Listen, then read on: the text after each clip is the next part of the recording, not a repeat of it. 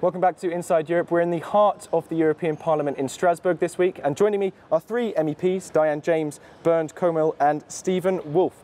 Now, Jean-Claude Juncker, who's the European Commission President, called the European Parliament ridiculous yesterday and accused the MEPs of showing a lack of respect for smaller countries. This was to do with the fact that only 30 MEPs, or about that, turned up to a debate on a just-finished Maltese EU presidency.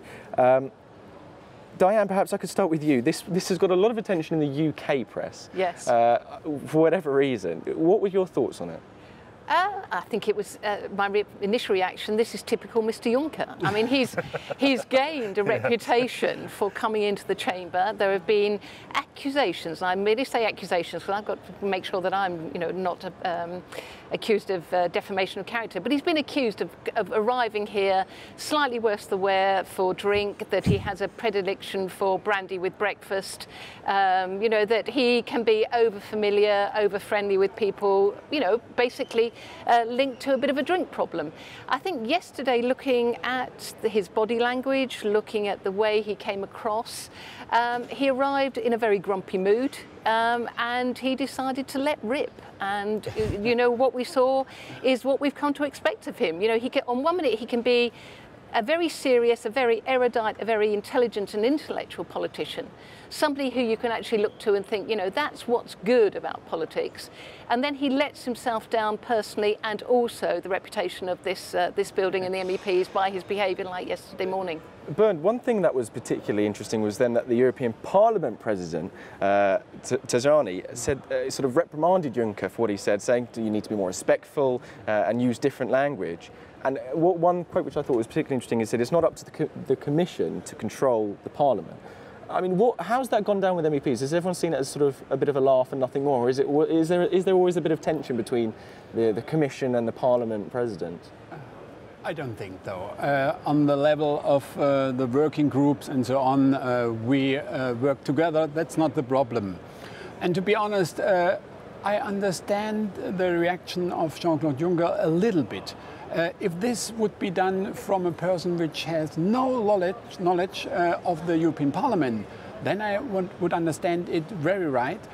But as an insider, he shouldn't know that we have a lot of meetings parallel, and that's very normal.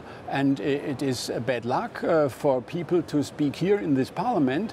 And this is also for me a sign that we have too much competences and too much responsibilities.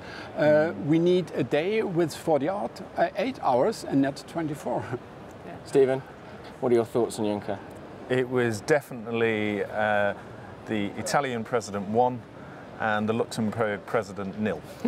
Without a doubt here, this was a showing of calm and reprimanding from the Italian to Juncker, who I understood actually the night before had a hard time at an EPP meeting.